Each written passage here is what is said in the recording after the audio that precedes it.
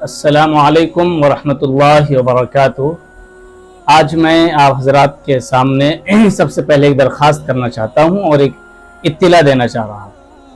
वो इत्तिला ये है कि इंशाअल्लाह आज से रोज़ाना आओ दीन सीखें, इस उन्वान से एक दिन छोड़ के एक दिन या रोज़ाना मेरी कोशिश होगी कि आप तक दीन के ज़रूरी और अहम मसाइल पहुँचाऊँ। सबसे पहले इंशाअल्लाह दीन के जो ज़रूरी बुनियादी चीज़ें हैं उन पर बात करूँगा और उनके वीडियोस आप तक पहुँचाने की कोशिश करूँगा। आपसे दरख्वास्त है कि अगर आपने चैनल सब्सक्राइब नहीं किया है तो आप ज़रूर चैनल सब्सक्राइब कर लीजिए, इंशाअल्लाह आपको मुफीद बातें मिलेंगी। आज की इस वीडियो में सबसे पहले हम वज़ू का तरीक़ा जानते हैं। वज़ू का आसान और नॉर्मल तरीक़ा है। अगर आपने इस पूरी वीडियो को देख लिया और पूरे तरीक़े को समझ लिया तो इंशाअल्लाह वज़ू का तरीक़ा आपके जहन में बैठ जाएगा और आप वज़ू के मुकम्मल आलिम बन जाएंगे। आपके जहन से सारे इश्कालात और सारे सवालात ख़त्म हो जाएंगे। बहुत से लोग सवाल करते हैं अगर किसी ने खड़े होकर वज़ू कर लिया तो वज़ू होगा या नहीं होगा, कि क़िबला की तरफ रुख करके वज़ू नहीं किया तो वज़ू होगा या नहीं होगा, या कोई गुस्ल करने के बाद क्या वज़ू करना ज़रूरी है। ये सारे सवालात इंशाअल्लाह दफा होंगे, खत्म हो जाएंगे। आप इस वीडियो को देखिए। वज़ू का जो नॉर्मल तरीका है, जिस तरीके से आजकल लोग वज़ू करते हैं, वो सबसे पहले मैं बताता हूँ, फिर आपको चंद बुनियादी बातें बताऊंगा। नॉर्मल जो तरीका वज़ू करने का है वो ये है कि सबसे पहले गट्टा तो हाथ धोते हैं, कुल्ली करते हैं, नाक में पानी लेते हैं और फिर चेहरा धोते हैं, मसा करते हैं और पैर धोते हैं। ये वज़ू कर लेता है। बहुत से लोगों को ये तरीका भी नहीं मालूम। आप ये समझिए कि वज़ू में चंद चीजें ऐसी है जो जरूरी है। अगर वो जरूरी चीजें अदा हो गई तो वज़ू हो जाएगा, चाहे वो चीजें किसी तरीके पर अदा हो। आप खड़े होकर अदा कर लें, उसको बैठकर अदा कर लें, क़िबले की तरफ रुख करके अदा करें, बगैर क़िबले की तरफ रुख करके अदा करें, जैसे आप अदा करें आपका वज़ू हो जाएगा। बस शर्त यह है कि ये चार चीजें मुकम्मल होनी चाहिए। उनमें पहले नंबर पर है चेहरा धोना। अब चेहरा समझिए कि कितना धोना है। जहां से बाल की शुरुआत होती है, पेशानी, यानी पेशानी के बालों से लेकर थोड़ी के नीचे तक, एक कान की लौ से, ये जो हिस्सा है कान के जड़ के पास, इस हिस्से को लौ कहा जाता है। इस कान से लेके इस कान तक पूरे चेहरे को धोना, यह है एक नंबर। दूसरे नंबर पर है कोहनियों समेत हाथ धोना, यानी ये जो हड्डी है इस हड्डी के ऊपर तक यह हाथ धोना है। और तीसरे नंबर पर है मसा करना। और चौथे नंबर पर है पैर धोना टखनों की हड्डी तक, यानी जो हड्डी टखने की जो दोनों तरफ उभरी हुई हड्डी है उस हड्डी तक पैर धोना। यह है वज़ू का तरीका। यानी वज़ू में ये चार चीजें फर्ज है, जरूरी है।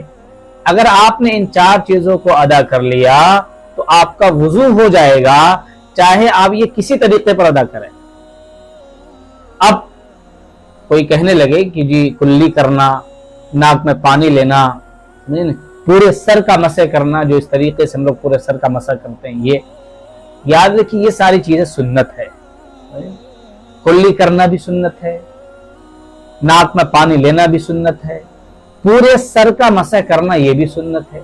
इसी तरीके से मिसवाक करना ये सुन्नत है। मर्द हजरात के लिए दाढ़ी का खिलाल करना ये सुन्नत है। क़िबला रुख होकर बैठना ये मुस्तहब है।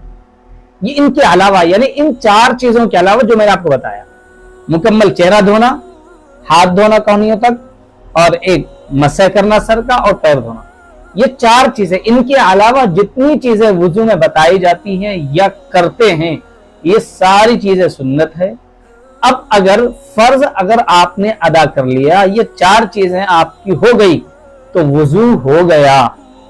और अगर इन चार चीजों में से किसी एक में कमी रह जाए, मसलन चेहरा पेशानी के बाल से लेकर थोड़ी के नीचे तो धोना था, आपने नहीं धोया, यहाँ ऊपर का हिस्सा खुश्क रह गया, सूखा रह गया, या ये थोड़ी का ये हिस्सा सूखा रह गया, ये नाक का ये सिरा सूखा रह गया, आप धो नहीं पाए, पानी आप नहीं पहुंचा पाए, सिर्फ ऊपर ऊपर से धो लिया, तो याद रखिए कि आपका फिर वज़ू नहीं हुआ। یہ 4 چیزوں کو مکمل طریقے پر ادا کرنا ہے. ان کے علاوہ اگر کوئی چیز چھوٹ جاتی ہے تو بھی آپ کا وضو ہو جائے گا. مثلا کوئی کلی نہیں کر پایا، کوئی بات نہیں، ناک میں پانی نہیں ڈال پایا تو اب کوئی کہے گا وضو نہیں ہوا، نہیں، وضو ہو جائے گا لیکن سنت چھوٹ جائے گا.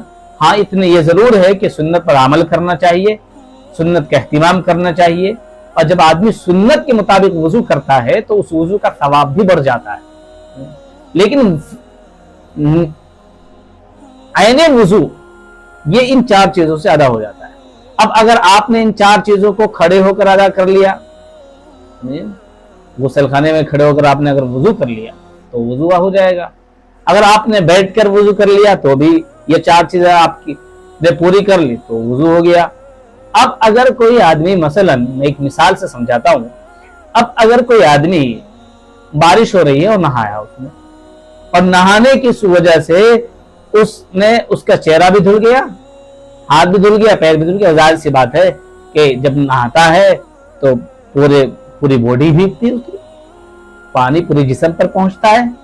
ظاہر سے تو اس کا سوال ہوگا کیا وضو ہو گیا اب اس کا؟ ہاں وضو ہو گیا. کسی نے نہر میں ڈبکی لگا لی، نہر میں ڈبکی لگائی، اور نہر میں ڈبکی لگانے کی وجہ سے اس کا پیر بھی دھل گیا، ہاتھ بھی دھل گیا، چہرہ بھی دھل گیا، پورا بدن بھیگ گیا، لہذا اس کا وضو ہو گیا. اب کوئی آدمی غسل کرتا ہے اور غسل کرنے کی وجہ سے اس کی پوری باڈی بھیگ گئی، پورا جسم بھیگ گیا، سب کچھ دھل گیا. اس نے ظاہر سی بات سر کو ملنے کے لیے سر پہ بھی ہاتھ پھیرا.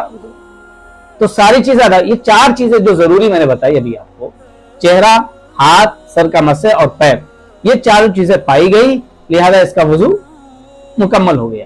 اب اگر کوئی سوال کرنے لگے کہ غسل کرنے کے بعد جمعے کی نماز کے لیے یا دیگر نماز کے لیے کیا دوبارہ الگ سے وضو کریں؟ تو جواب یہ ہے کہ اگر کوئی وضو کو توڑنے والی چیز اس کے بیچ میں پیش نہیں آئی ہے، وضو کرنے کی ضرورت نہیں ہے، لہذا اس کا وضو مانا جائے گا. تو یہ ساری چیزیں، بہت سے لوگ نیت کرنا یہ بھی سنت ہے. یہ 4 چیزیں ہیں، ان 4 چیزوں کو آپ کو فوکس کرنا ہے. لہذا آپ جہاں جائیں جیسے چاہیں، اگر آپ نے ان 4 چیزوں کو مکمل کر لیا تو آپ کا وضو مانا جائے گا. اگر ان 4 چیزوں میں سے کسی میں کمی ہوگی تو پھر آپ کا وضو نہیں مانا جائے گا. ان کے علاوہ اگر کوئی چیز چھوٹ جاتی ہے تو پھر بھی وضو ہو جائے گا. لیکن اتنا ضرور ہے کہ ہمیں شریعت نے حکم دیا ہے کہ ہمیں نبی صلی اللہ تعالی علیہ وسلم کی سنت کے مطابق کام کرنا چاہیے.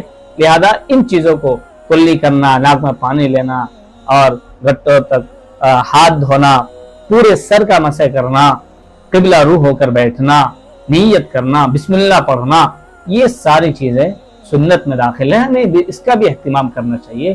لیکن اگر نہیں کر پایا، مطلب کوئی گرمی کا زمانہ تھا، گرمی کا موسم ہے، کوئی آدمی آیا اور جسٹ اس نے فوراً نہا لیا اور اس نہانے کی وجہ سے اس کو دھل گیا، تو کیا آپ اس سے نماز پڑھنی ہے تو ایسی نماز پڑھ لے گا، اس کو الگ سے وضو کرنے کی ضرورت نہیں ہے. مجھے امید ہے کہ انشاءاللہ آپ کو ساری باتیں سمجھ میں آ گئی ہوں گی. اگر آپ کو کوئی ڈاؤٹ ہو، کوئی اشکال ہو، کوئی سوال ہو تو آپ کمنٹ باکس میں لکھ سکتے ہیں. انشاءاللہ اگلی ویڈیو میں آپ کے سوال کا جواب دیا جائے. اب اس ویڈیو کو شیئر کیجئے، لائک کیجئے، دوسروں تک پہنچائیے، تاکہ جو ہمارے مسلم بھائی اور جو لوگ وضو کے طریقے سے ناواقف ہیں اور جن کے ذہنوں میں سوالات آتے ہیں، وہ ان سوالات کو کلیئر کر سکے، ان کے ذہن سے سوالات ختم ہو سکے. السلام علیکم ورحمۃ اللہ وبرکاتہ.